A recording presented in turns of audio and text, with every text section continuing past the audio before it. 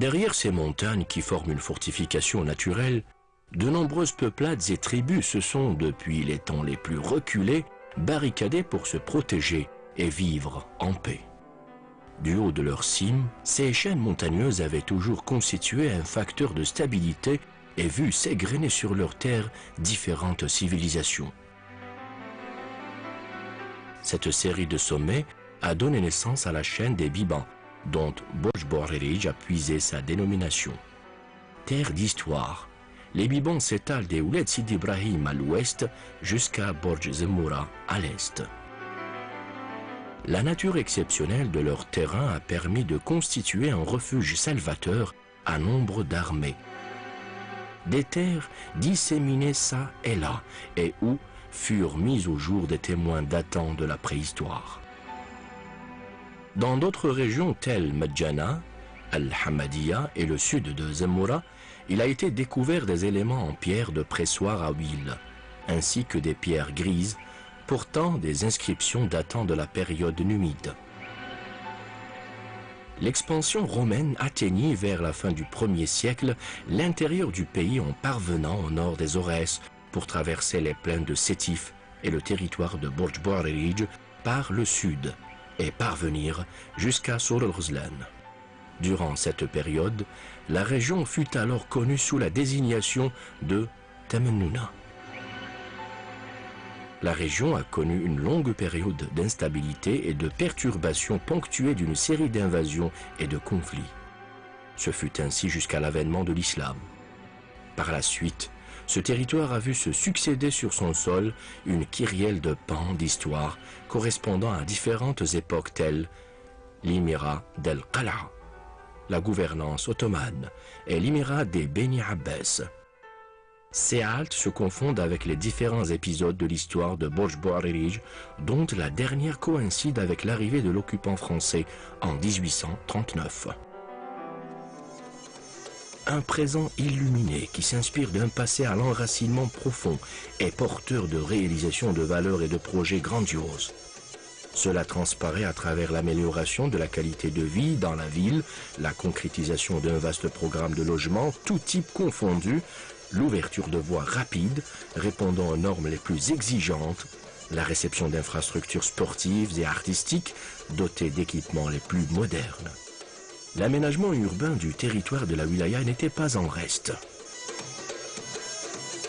Afin de préserver la mémoire collective et rendre un vibrant hommage à tous ceux qui avaient fait la gloire de la région, nombre de monuments et de stèles commémoratives représentant différents symboles de la résistance populaire ont vu le jour sur l'ensemble des localités de la wilaya.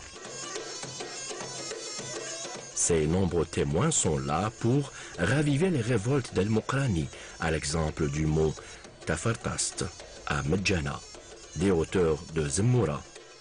Cet élan de mouvement d'insurrection et de soulèvement populaire avait préparé le terrain à une plus grande et plus vaste révolution, en l'occurrence la glorieuse révolution de libération nationale de 1954.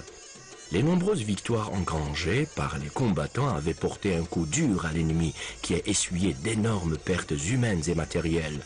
Une débâcle dont les traces sont visibles jusqu'à nos jours.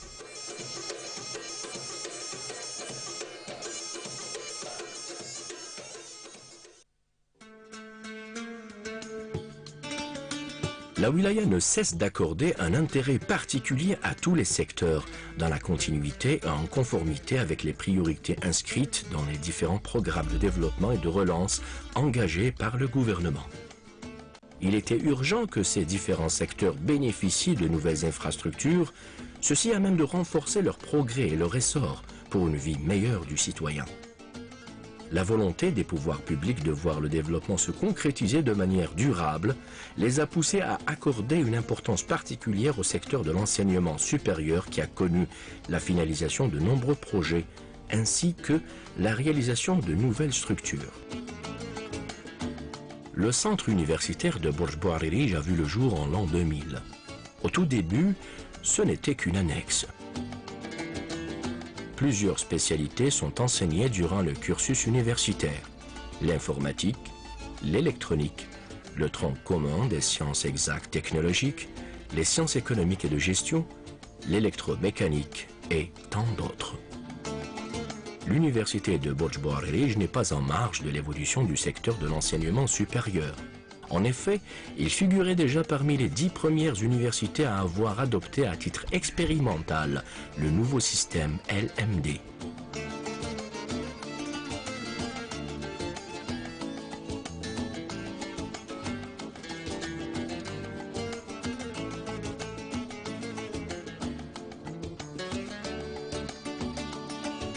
Le secteur de la culture connaît lui aussi une prise en charge effective de la part des autorités.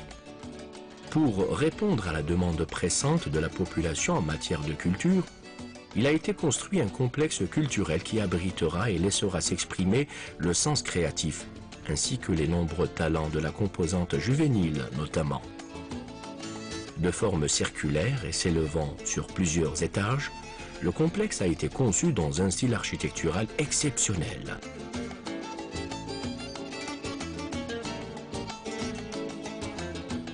Les jeunes prodiges semblent s'affairer à jalonner un parcours qui les mènera à la réussite. Ils s'expriment grâce au langage du dessin pour immortaliser des œuvres dont ils revendiquent avec fierté et grandeur l'appartenance.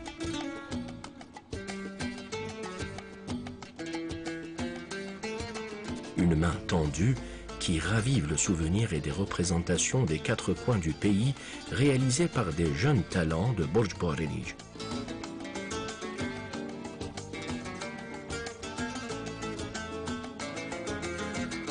La finalité est un voyage dans l'espace de l'imaginaire et du rêve sous les traits de couleurs vives qui renvoient à travers leur toile un langage universel.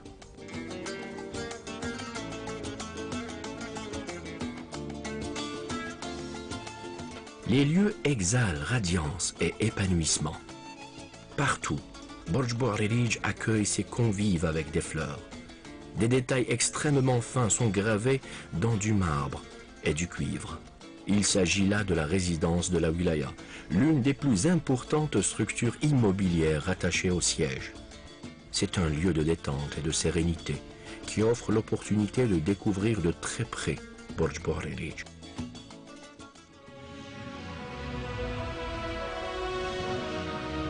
La wilaya de Borj Bouarerij occupe la partie est des hauts plateaux algériens. Elle s'étend sur une superficie de 3920,42 km². Elle est délimitée par les wilayas de Sétif à l'est, de Béjaïa au nord, de Bouira à l'ouest et de Msila au sud.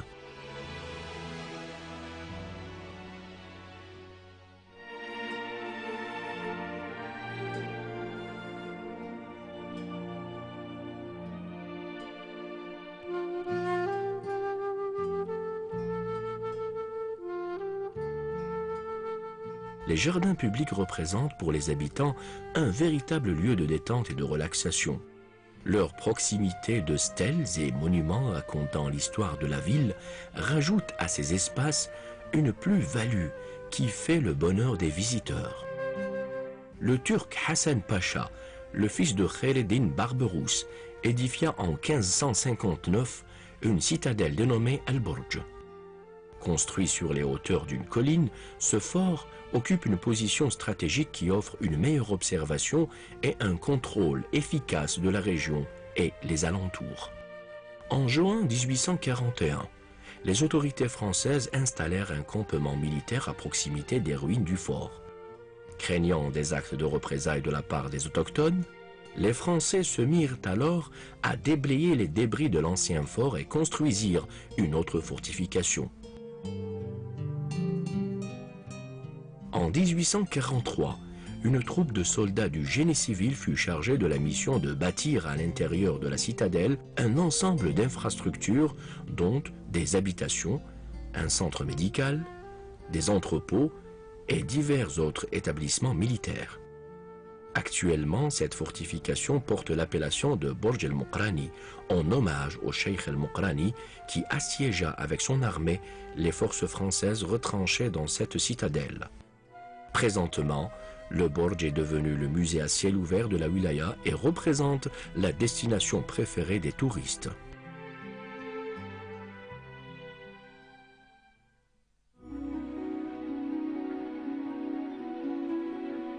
Borj Shmisa, mémoire vivante d'un temps ancien, et l'un des noyaux fondateurs de la civilisation, se dresse encore avec majesté, défiant le temps qui s'est égrené sur des centaines d'années depuis la date de sa fondation. Certaines références prétendent que ces vestiges remonteraient à la période romaine. Ce fort fait partie d'une importante région archéologique représentée par une chaîne montagneuse appelée Mazaïta. La visite de cette région est une véritable odyssée sans cesse renouvelée qui nous plonge dans les méandres de l'histoire de cette localité. Ce sont des montagnes rocheuses fascinantes. Leur histoire découle de leur âge. De part et d'autre, des berges de ces oueds. D'importants vestiges archéologiques sont disséminés ça et là, rivalisant de beauté, de formes et de dimensions. Plus ces reliques sont nombreuses, plus leur valeur devient importante.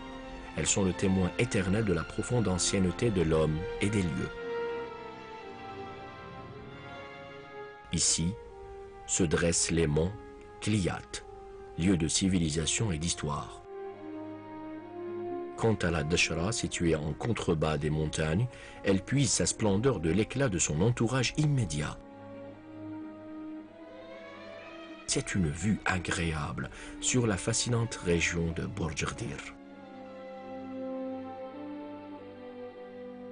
Avant même que les rues, les places et esplanades de Borjgdir ne se vident, que se dévoilent des amas de pièces archéologiques qui inondent ces différents coins et recoins.